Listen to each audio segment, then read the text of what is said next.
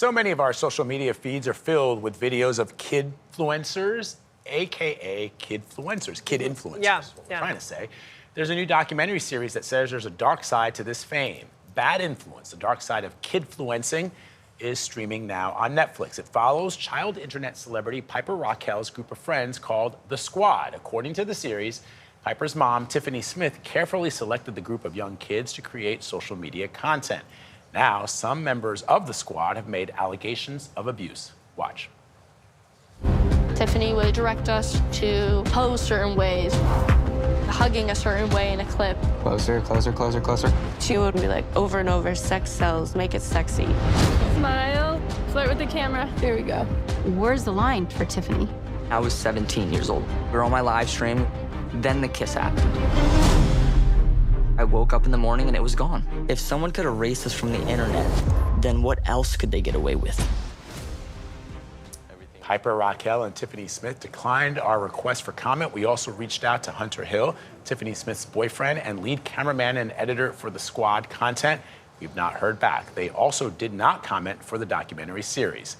Jenna Rosher is one of the directors of Bad Influence, and she joins us now. Good morning. Good morning. So for people who might not be well-versed in social media influencing and how it works, can you explain the dynamic of The Squad that Piper and her mother helped to create?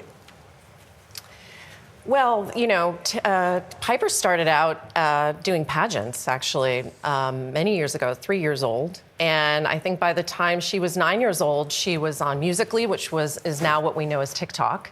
And from there, she started to put her on YouTube, and her career pretty much took off from the very beginning. And that was when she was alone. But from there, after, she decided, let's get a group of kids together, you know, to have sort of in Piper's orbit, and that's what became The Squad.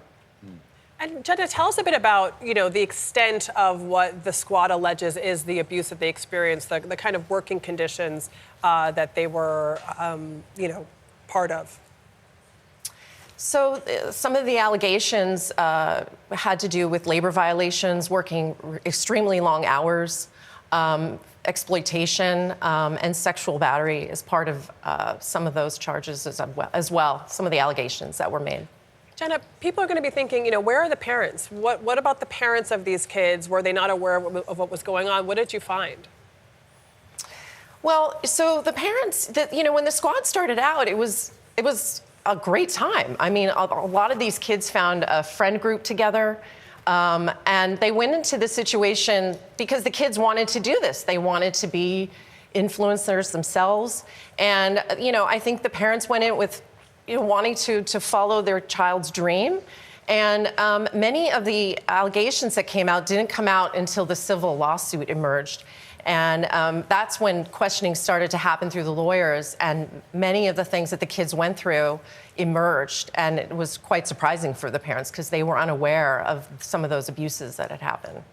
You know, Jenna, one of the things that's fascinating is I sort of believe that we've barely begun to scratch the surface when it comes to influencing because laws are not keeping up pace with the speed by which these influencers, whether they're adults or children, are able to generate content. And of course, the social media companies want that. They live in a world where they exploit the loopholes that exist before the government starts to regulate it. So, for example, there are child labor laws to prevent kids from acting in television or in films, but there are no child labor laws or protections for influencers.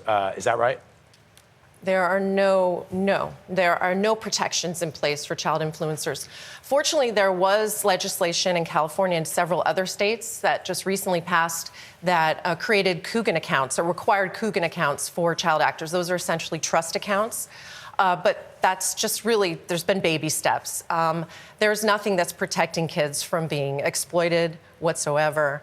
And furthermore, I think people need to understand, too, that it's not always just kids that are watching a lot of these kidfluencers. So how are we going to be protecting children in that sense as well?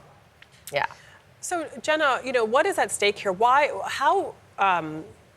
How much money, I guess, is in this world that would motivate someone to create these videos for kids? Probably tons, I gotta believe. Some of these kids are making upwards of 6 digits a month. I mean, Piper at her prime was pulling about six digits a month. So there is a lot of money to be made in this industry. They're saying by the end of this decade, this industry is going to be in the trillions. So it's something that needs to be taken seriously, not just from federal, state government, but from brands, from platforms. And really, ultimately, parents need to consider just how serious this is. Important advice there. Yeah. Jenna Rosher, thank you very, very much. Appreciate you coming on. Bad Influence, The Dark Side of Kidfluencing is streaming now on Netflix.